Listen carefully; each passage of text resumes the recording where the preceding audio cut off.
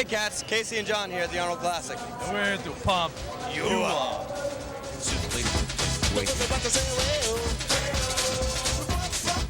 The Arnold Fitness Expo is a showcase for competitors in weightlifting, bodybuilding, mixed martial arts, and many other events. Every year, thousands of fitness enthusiasts gather at the Columbus Convention Center to see the Arnold Fitness Expo. With such a large crowd, many fitness supplement companies find the Arnold a great way to get their name out there. How do you feel about the Arnold Classic? I think it's a great show. I mean, it brings many spectators as far as watching the show and people who are involved in fitness overall. So, I mean, it's definitely by far the best fitness show out there at Expo. Arnold Classic by far the biggest bodybuilding show that the industry has right now. It's one of the biggest and one of the best. Well, we're going to keep looking around here at the Classic. But in the meantime, Joe has another installment of Hey Underclassmen. Check it out.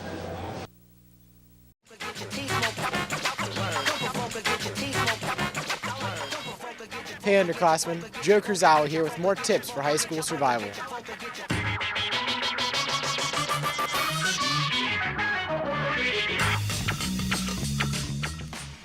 This time of year, the weather is pretty unpredictable, between the rain, wind, and sometimes even more snow, causing the grounds to be muddy and have puddles.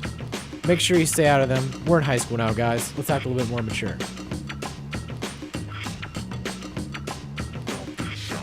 Another thing is, in case you are totally unaware, Newark High School is a campus.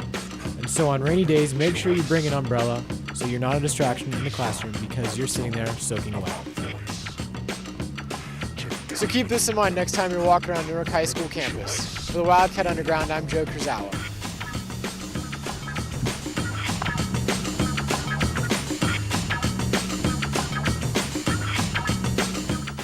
All this talk about health and fitness makes me think of one thing: potato chips.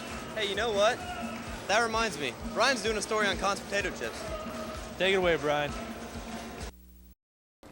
Thanks, guys.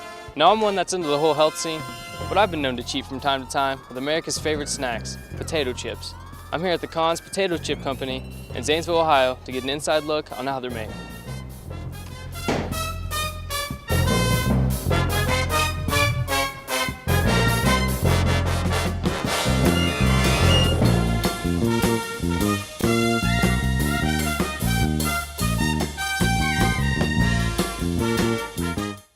Conn's was established in the 1930s by a lady named Ida Conn, and she, believe it or not, started making potato chips at home.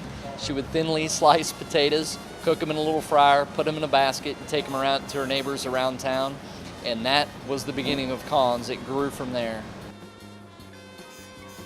After being equipped with the proper headgear, our tour of the factory began. The first step, once the potatoes are received, is to dump the crates into the hopper to start the process. From the hopper, the potatoes are augered into the next step. As the potato chips are being made, there are pipelines routed into a water return system for all the wastewater.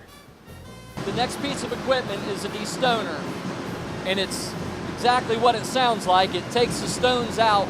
Obviously, the potatoes are coming right up out of the ground, so sometimes mixed in with those 50,000 pounds, you're going to get rocks, stones, etc., and those cannot go through the system. The potatoes are then run through the peeler. Following the peeler is an inspection area, where station employees rid the potatoes of flaws and bad spots. Just cut the big ones in half and the scars off them. Just cut off the eyes and stuff. The potatoes are then sliced and rinsed off one final time before entering the fryer. So as they go through the fryer, they're wall to wall, about 4 inches deep, and they're just slowly pushed through the oil and raked out the end. The Conn's factory uses plenty of oil in a day, but they have a 3-filter system so oil can be cleaned and reused.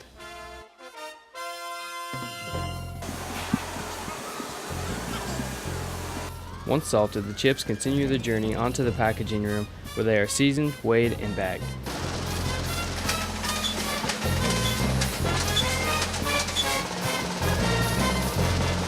just augers to the bottom right here, and it comes out that auger, drops on the chips, and then it gets stirred up in this drum, and so that's where the seasoning gets mixed up with the chip.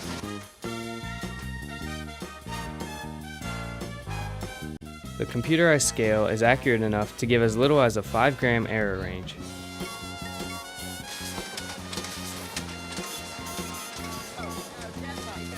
So they come out the rollers, they get palletized, and this is the final step. They get about 36 to 50 boxes per pallet. They get palletized, they're inventoried and kept track of, put on a shrink wrap machine, wrapped into forklifts, take them out, warehouse them, and they're ready to go to Columbus, Lancaster, or anywhere else we want them to go. Well, that does it for our trip to cons. Had a good haul.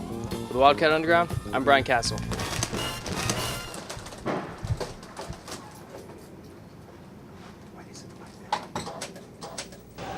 Here at the Arnold Classic, they even have protein ice cream.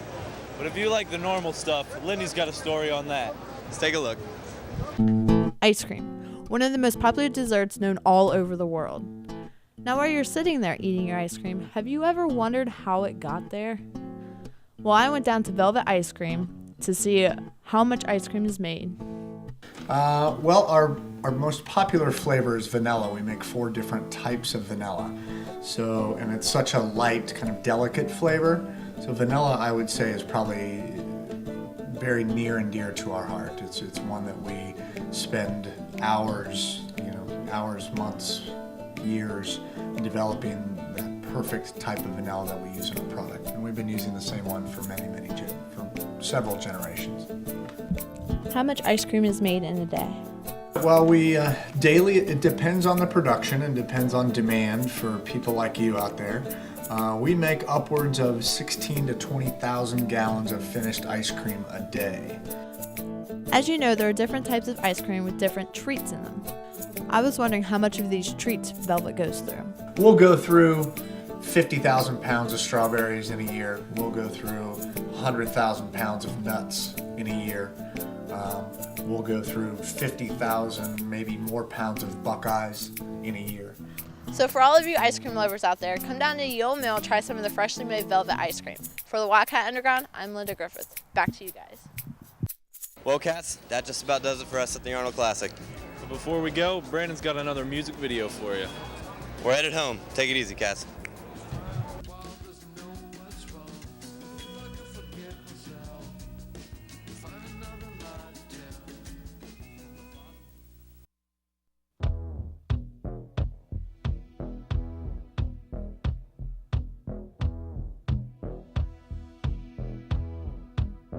Standing in the rain with his head hung low, couldn't get a ticket, it was a sold-out show.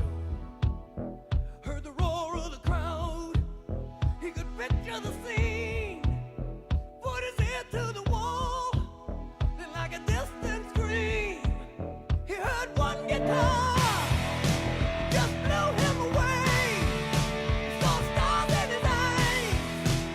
The very next day, bought a beat up city.